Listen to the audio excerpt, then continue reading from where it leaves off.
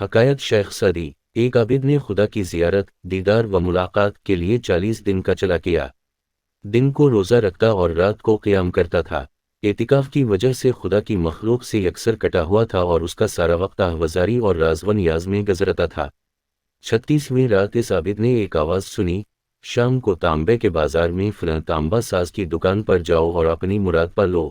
عابد وقت مقررہ سے پہلے پہنچ گیا اور مارکیٹ کی گلیوں میں تانبا ساز کی اس دکان کو ڈھونڈنے لگا۔ وہ کہتا ہے، میں نے ایک بوڑھی عورت کو دیکھا جو تانبے کی دیگچی پکڑے ہوئے تھی اور اسے ہر تانبا ساز کو دکھا رہی تھی۔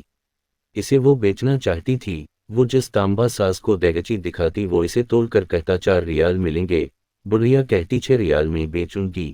کوئی تانبا ساز اسے 4 ریال سے زیادہ دینے کو تیار نہ تھا۔ آخرکار وہ بڑھیا ایک تانبا ساز کے پاس پہنچی۔ تانبا ساز اپنے کام میں مصروف تھا۔ بڑھیا نے کہا، میں یہ برتن بیچنے کے لیے لائی ہوں اور اسے 6 ریال میں بیچوں گی، کیا آپ 6 ریال دیں گے؟ تانبا ساز نے پوچھا، صرف 6 ریال میں کیوں؟ بڑھیا نے دل کی بات بتاتے ہوئے کہا، میرا بیٹا بیمار ہے، حکیم نے اس کے لیے نسخہ لکھا ہے جس کی قیمت 6 ریال ہے۔ تانبا ساز نے دیگچی لے کر کہا، ماں یہ دیگچی بہت عمدہ اور قیمتی ہے، اگر آپ بیچنا ہی چاہتی ہیں تو میں اسے 30 ریال میں خریدوں گا۔ بوڑھی عورت نے کہا، کیا تم میرا مذاق اڑا رہے ہو؟ کہا، ہرگز نہیں، میں واقعی 30 ریال دوں گا۔ یہ کہہ کر اس نے برتن لیا اور بوڑھی عورت کے ہاتھ میں 30 ریال رکھ گئے۔ بوڑھی عورت بہت حیران ہوئی اور دعا دیتی جلدی سے اپنے گھر کی طرف چل پڑی۔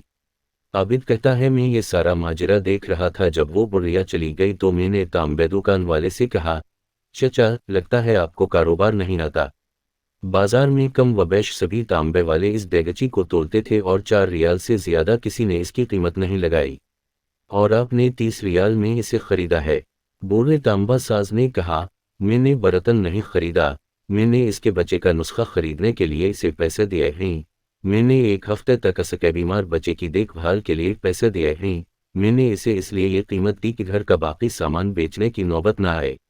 عابد کہتا ہے، میں سوچتا اور اس کو دیکھتا رہ گیا۔